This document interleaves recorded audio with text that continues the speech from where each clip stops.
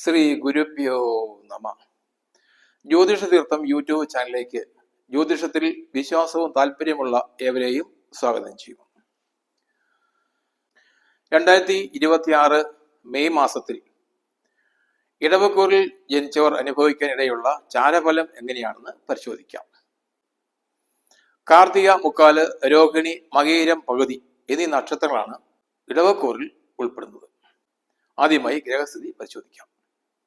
സൂര്യൻ മാസത്തിന്റെ ആദ്യ പകുതിയിൽ മേടൻ രാശിയിലും അതിനുശേഷം ഇടവൻ രാശിയിലും സ്ഥിതി ചെയ്യുന്നു. ചൊവ്വ 11-ാം തീയതി വരെ മീനൻ രാശിയിലും അതിനുശേഷം മേടൻ രാശിയിലും സ്ഥിതി ചെയ്യും. ബുധൻ 15-ാം തീയതി വരെ മേടൻ രാശിയിലും അതിനുശേഷം ഇടവൻ രാശിയിലും സ്ഥിതി ചെയ്യും. ശുക്രൻ 14-ാം തീയതി വരെ ഇടവൻ രാശിയിലും അതിനുശേഷം മിഥുനൻ രാശിയിലും സ്ഥിതി ചെയ്യുന്നു. ശനി മീനൻ രാശിയിലും രാഹു കുംഭൻ രാശിയിലും കേതു ചിങ്ങൻ രാശിയിലും സ്ഥിതി ചെയ്യുന്നു. ഇതാണ് പ്രധാന ഗ്രഹസ്ഥിതി. ഇടവക്കൂറുകാരെ സംബന്ധിച്ച് മെയ് മാസത്തിൽ പ്രധാനപ്പെട്ട ഗ്രഹങ്ങളൊക്കെ ഗുണഫലങ്ങൾ ചെയ്യുന്നു. എന്നാൽ ചില ഗ്രഹങ്ങളൊക്കെ അനിഷ്ടഫലങ്ങളെയും ചെയ്യുന്നുണ്ട്. സൂര്യൻ ഈ കൂറുകാരെ സംബന്ധിച്ച് മാസത്തിന്റെ ആദ്യ പകുതിയിൽ 12-ാം ഭാവത്തിലും അവസാന പകുതിയിൽ ലഗ്നഭാവത്തിലുമാണ് സ്ഥിതി ചെയ്യുന്നത്. 12-ാം ഭാവത്തിലും ലഗ്നഭാവത്തിലും സൂര്യന്റെ ചാരഫലം അനുകൂലമല്ല. എന്നാൽ സൂര്യൻ ഉച്ചസ്ഥനായിട്ട് മേടൻ രാശിയിൽ മാസത്തിന്റെ ആദ്യ പകുതി സ്ഥിതി ചെയ്യുന്നതിനാൽ ആ കാലയളവിൽ ഗുണഫലങ്ങൾ ചെയ്യും. ഉച്ചസ്ഥനായ ഗ്രഹം ദോഷഫലങ്ങൾ ഒരു നക്ഷത്രക്കാർക്കും ചെയ്യുന്നതല്ല. മെയ് ആദ്യ പകുതിയിൽ സൂര്യൻ ഈ കൂറിൽപ്പെട്ടവർക്ക് സൽപ്രവൃത്തികൾ ചെയ്യുവാനുള്ള അവസരം നൽകും. എല്ലാ സൽപ്രവൃത്തിയുടെയും ഗുണഫലങ്ങൾ അനുഭവിക്കാനുള്ള അവസരം ഇവർക്ക് ഉണ്ടാകുന്നതാണ്. എന്നാൽ 15-ാം തീയതി മുതൽ ലഗ്നഭാവത്തിൽ സ്ഥിതി ചെയ്യുന്ന സൂര്യൻ ഈ കൂറുകാർക്ക് അനുകൂല ഫലങ്ങളല്ല നൽകുന്നത്. ശാരീരികമായി വലിയ അധ്വാനങ്ങൾ ചെയ്യേണ്ടി വരിക, പല വിഭവങ്ങൾക്കും നാശം സംഭവിക്കുക, ധാരാളം വഴി നടന്ന് ക്ഷീണം അനുഭവപ്പെടുക, രോഗദുരിതങ്ങളൊക്കെ വന്നു ചേരുക, ഇതൊക്കെ ലഗ്നഭാവത്തിൽ സൂര്യൻ സ്ഥിതി ചെയ്യുമ്പോൾ ഉള്ള ദോഷഫലങ്ങളാണ്. സൂര്യന്റെ ലഗ്നഭാവസ്ഥിതി മൂലം അനുഭവപ്പെടുന്ന ഈ ദോഷഫലങ്ങളൊക്കെ ഇല്ലാതാകുന്നതിന് മഹാദേവനെ പ്രാർത്ഥിച്ച് ധാര കഴിക്കുന്നത് ഉത്തമമാണ്. ചൊവ്വ ഇവരെ സംബന്ധിച്ച് 11-ാം തീയതി വരെ 11-ാം ഭാവത്തിലാണ് സ്ഥിതി ചെയ്യുന്നത്. 11-ാം ഭാവം സർവാഭീഷ്ട സ്ഥാനമാണ്. അവിടെ ചൊവ്വയ്ക്ക് ധാരാളം ഗുണഫലങ്ങൾ ചെയ്യുവാനുള്ള ശേഷിയുണ്ട്. ജനപദങ്ങളുടെ നേതൃപദവി ഏറ്റെടുക്കാനുള്ള അവസരം ചൊവ്വയുടെ 11-ാം ഭാവസ്ഥിതി മൂലം ഈ കൂറുകാർക്ക് വന്നു ചേരും. നേതൃപദവി ഏറ്റെടുക്കുകയും അവിടെ പൂർണ്ണമായി വിജയിക്കുകയും ചെയ്യും. നാട്ടിൻ പുറത്തുള്ള ചെറിയ ചെറിയ സ്ഥാപനങ്ങളുടെയോ രാഷ്ട്രീയ സംഘടനകളുടെയോ റെസിഡൻസ് അസോസിയേഷന്റെയോ ഒക്കെ ഭാരവാഹിയായി ചുമതലയേൽക്കുന്നതിനും അവിടെ മികച്ച പ്രവർത്തനങ്ങൾ കാഴ്ചവെക്കുന്നതിനും ഈ കൂറുകാർക്ക് സാധിക്കും. പല വിധത്തിലുള്ള സുഖങ്ങൾ ഈ കൂറുകാർക്ക് 11-ാം ഭാവത്തിലെ ചൊവ്വ നൽകും. സാമ്പത്തികമായി മെച്ചമുണ്ടാകും. സന്താന ദുരിതം അനുഭവിച്ചവർക്ക് അതിൽ നിന്നും മോചനം ഉണ്ടാകും. രോഗദുരിതങ്ങൾ വന്നവർക്ക് അതിൽ നിന്നും മോചനം ഉണ്ടാകും. ആഗ്രഹിക്കുന്ന കാര്യങ്ങൾക്കൊക്കെ ഫലപ്രാപ്തി ഉണ്ടാകും. ഇങ്ങനെ പല രീതിയിലുള്ള സുഖാനുഭവങ്ങൾ ഈ കൂറുകാർക്ക് ചൊവ്വയുടെ 11-ാം ഭാവസ്ഥിതി മൂലം അനുഭവത്തിൽ വരും. എന്നാൽ 11-ാം തീയതിക്ക് ശേഷം 12-ാം ഭാവത്തിലേക്ക് മാറുന്ന ചൊവ്വ ചില അനാവശ്യ ചെലവുകളൊക്കെ വരുത്തിവെക്കും. അപ്രതീക്ഷിതമായി ചില പാഴ്ചെലവുകളൊക്കെ വന്നു ചേരും. അതുപോലെ പിത്തത്തിന്റെയും വാതത്തിന്റെയും ഒക്കെ ഉപദ്രവം മൂലം ചില രോഗദുരിതങ്ങളൊക്കെ വരുവാൻ സാധ്യതയുണ്ട്. പ്രത്യേകിച്ചും നയനരോഗം 12-ാം ഭാവത്തിലെ ചൊവ്വയുടെ സ്ഥിതി മൂലം പിടിപെടുവാൻ സാധ്യതയുണ്ട്. രോഗലക്ഷണങ്ങൾ കാണുമ്പോൾ തന്നെ വൈദ്യസഹായം തേടുന്നത് നല്ലതാണ്. ബുധൻ ഈ കൂറുകാരെ സംബന്ധിച്ച് മെയ് മാസത്തിൽ അനിഷ്ട ഫലങ്ങളാണ് നൽകുന്നത്. 15-ാം തീയതി വരെ 12-ാം ഭാവത്തിൽ തുടരുന്ന ബുധൻ അധികമായ യാത്രാക്ലേശം വരുത്തിവെക്കും. ദീർഘദൂരം യാത്ര ചെയ്യുകയും അതിന് ഗുണഫലങ്ങളൊന്നും അനുഭവപ്പെടാതിരിക്കുകയും ചെയ്യുന്ന ഒരു അവസ്ഥ ഈ കൂറുകാർക്ക് വന്നു ചേരും. അതുപോലെ ഉദ്യോഗത്തിലും മറ്റും ഇരിക്കുന്നവർക്ക് ഒരു സ്ഥാനഭ്രംശം ഉണ്ടാകുവാനും സാധ്യതയുണ്ട്. രാഷ്ട്രീയ സാമൂഹ്യ രംഗങ്ങളിൽ പ്രവർത്തിക്കുന്നവർക്കും ഇപ്പോഴത്തെ സ്ഥാനത്ത് നിന്നും ഒരു ഭ്രംശം ഉണ്ടാകുവാൻ സാധ്യതയുണ്ട്. സ്വന്തം നാട് വിട്ട് അന്യനാട്ടിൽ ജീവിക്കാനുള്ള യോഗവും ഇവർക്ക് കാണുന്നുണ്ട്. പ്രവാസ ജീവിതം ആഗ്രഹിക്കുന്നവർക്ക് അനുകൂല സമയമാണ്. 15-ാം തീയതിക്ക് ശേഷം ലഗ്നഭാവത്തിലേക്ക് മാറുന്ന ബുധൻ സാമ്പത്തികമായ ചില നഷ്ടങ്ങൾ ഈ കൂറുകാർക്ക് വരുത്തിവെക്കും. സാമ്പത്തിക ഇടപാടുകളൊക്കെ നടത്തുമ്പോൾ പ്രത്യേകം ശ്രദ്ധിക്കണം. ഇപ്പോൾ ഉള്ള തൊഴിൽ മേഖലയിൽ കൂടുതൽ പണം മുടക്കുകയോ തൊഴിൽ മേഖല വിപുലീകരിക്കുകയോ ചെയ്യുന്നത് ബുദ്ധിയല്ല. അതുകൊണ്ട് ഇപ്പോഴത്തെ നിലയിൽ തുടർന്നും മുന്നോട്ട് പോകുവാൻ ഈ കൂറുകാർ പരമാവധി ശ്രദ്ധിക്കുന്നത് സാമ്പത്തിക നഷ്ടം ഒഴിവാക്കുവാൻ സഹായിക്കും. പല വിധത്തിലുള്ള ദുഃഖാനുഭവങ്ങൾ ഉണ്ടാകുവാൻ 1-ാം ഭാവത്തിലെ ബുധൻ കാരണമായേക്കാം. തങ്ങളുടെ മോശപ്പെട്ട വാക്കുകൾ മൂലം സാമ്പത്തിക നഷ്ടം ഉണ്ടാകുവാനും സാധ്യതയുണ്ട്. മറ്റുള്ളവരുമായി ഇടപഴകുമ്പോൾ ദുർവാക്കുകൾ ഉണ്ടാകാതെ പ്രത്യേകം ശ്രദ്ധിക്കണം. ദീർഘ സഞ്ചാരത്തിലൂടെ ബുദ്ധിമുട്ടുകളും ക്ലേശങ്ങളും അനുഭവപ്പെടാനും സാധ്യത കാണുന്നുണ്ട്. എന്നാൽ 2-ാം ഭാവത്തിൽ നിൽക്കുന്ന വ്യാഴം ഇവർക്ക് വളരെ അനുകൂലമാണ്. 2-ാം ഭാവം ധനഭാവമാണ്, വാക്കിന്റെ സ്ഥാനമാണ്, കുടുംബസ്ഥാനമാണ്. ഈ കാര്യങ്ങളിലെല്ലാം വലിയ ഉണർവും ഉന്മേഷവും ഈ കൂറുകാർക്ക് അനുഭവപ്പെടും. സാമ്പത്തികമായ നേട്ടം ഇവർക്ക് വന്നു ചേരും. മറ്റ് ഗ്രഹങ്ങളുടെ ദോഷങ്ങൾ മൂലം സാമ്പത്തിക നഷ്ടം അനുഭവപ്പെടാൻ ഇടയുള്ള സാഹചര്യങ്ങളൊക്കെ 2-ാം ഭാവത്തിലെ വ്യാഴം ഇല്ലാതാക്കും.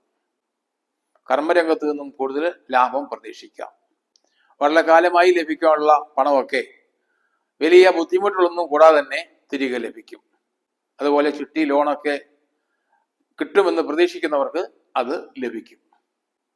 അപ്രതീക്ഷിതമായ ധനലാഭം പല മേഖലയിൽ നിന്നും ഇവർക്ക് വന്നു ചേരും. തുടർന്നും ശത്രുക്കൾ മൂലമുള്ള ബുദ്ധിമുട്ടുകൾ ഇവർക്ക് അനുഭവപ്പെടുന്നതല്ല. അതുപോലെ എതിർലിംഗത്തിൽപ്പെട്ടവരുമായി കൂടുതൽ അടുത്ത് ഇടപഴകുന്നതിനും കൂടുതൽ സുഖാനുഭവങ്ങൾ ഉണ്ടാകുന്നതിനും 2-ാം ഭാവത്തിലെ വ്യാഴം സഹായിക്കും. പൊതുവെ ധാരാളം ഗുണഫലങ്ങൾ 2-ാം ഭാവത്തിലെ വ്യാഴം ഈ കൂറുകാർക്ക് നൽകും. വാഗ് വൈഭവം മൂലം മറ്റുള്ളവരെ ആകർഷിക്കുവാനും ജീവിതത്തിൽ വലിയ നേട്ടങ്ങൾ ഉണ്ടാക്കുവാനും ഇവരെ കൊണ്ട് കഴിയും. കുടുംബപരമായി സ്വത്തുക്കൾ ലഭിക്കാനുള്ളവർക്ക് അത് ലഭിക്കുന്നതിന് അനുകൂല സമയമാണ് വ്യാഴത്തിന്റെ 2-ാം ഭാവസ്ഥിതി മൂലം വന്നു ചേരുന്നത്. ശുക്രനും ഈ കൂറുകാരെ സംബന്ധിച്ച് വളരെ അനുകൂലമാണ്. 14-ാം തീയതി വരെ ലഗ്നഭാവത്തിൽ സ്ഥിതി ചെയ്യുന്ന ശുക്രൻ ഇവർക്ക് ധാരാളം സൗഭാഗ്യങ്ങൾ നൽകുന്നതാണ്. പ്രത്യേകിച്ചും ഭക്ഷണ സൗഖ്യമാണ് ലഗ്നഭാവത്തിലെ വ്യാഴത്തിന്റെ ഗുണഫലം. തങ്ങൾക്ക് അഭിരുചിയുള്ള ഭക്ഷണപാനീയങ്ങൾ യഥേഷ്ടം അനുഭവിക്കാനുള്ള യോഗം ഇവർക്ക് വന്നു ചേരും. അതുപോലെ ഭാര്യ ഭർത്താക്കന്മാർ തമ്മിൽ നിലനിൽക്കുന്ന ചെറിയ ചെറിയ സൗന്ദര്യ പടക്കങ്ങളൊക്കെ ഇല്ലാതായി ശക്തമായ ഒരു ദാമ്പത്യ ബന്ധം ദമ്പതിമാരുടെ ഇടയിൽ നിലവിൽ വരും.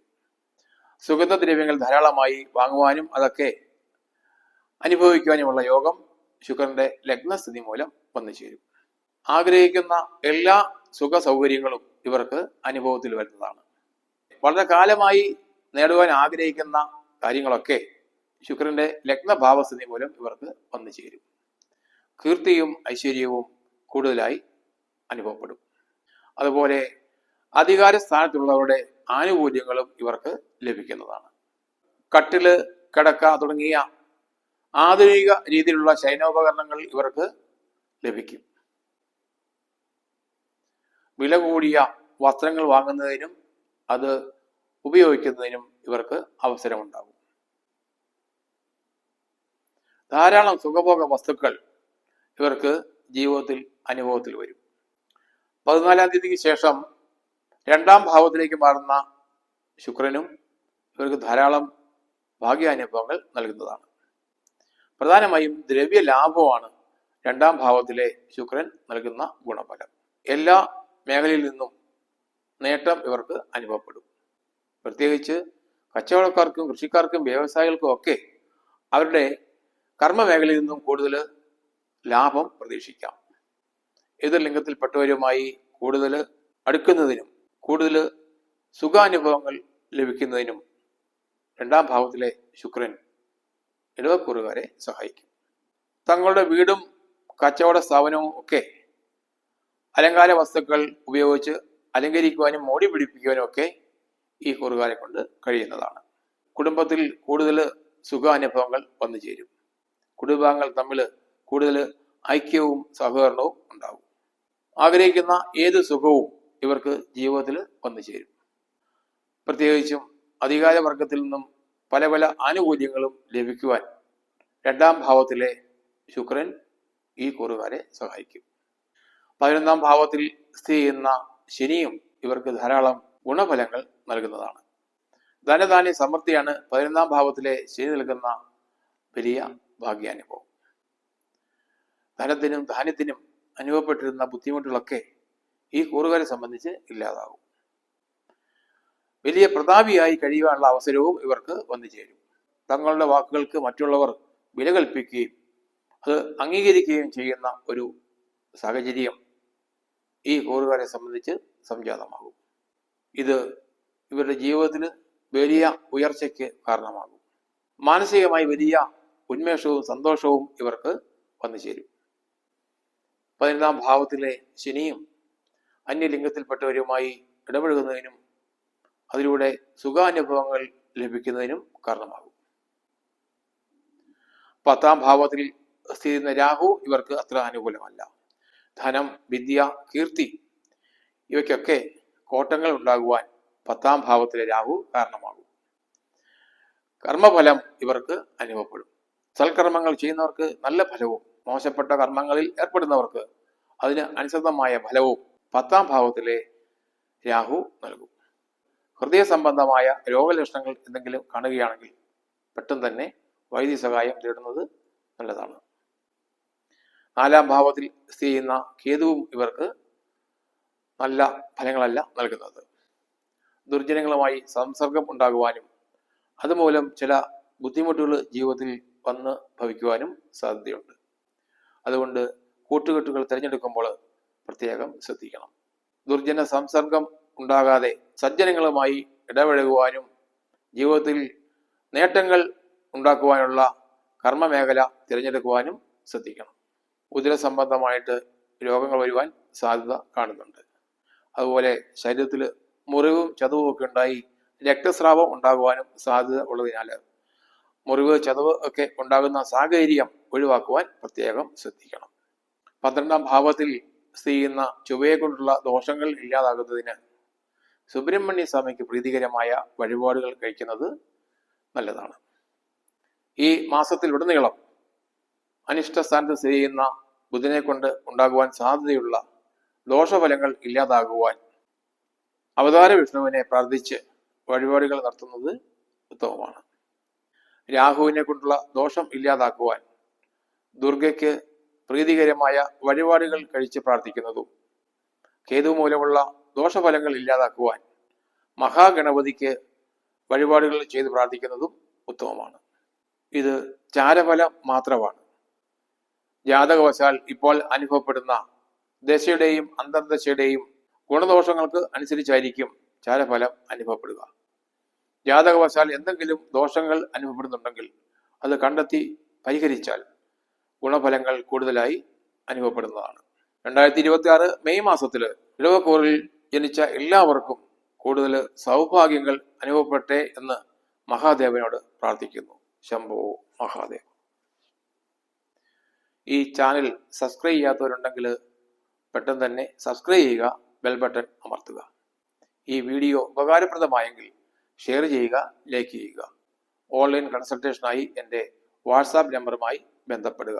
നന്ദി, നമസ്കാരം.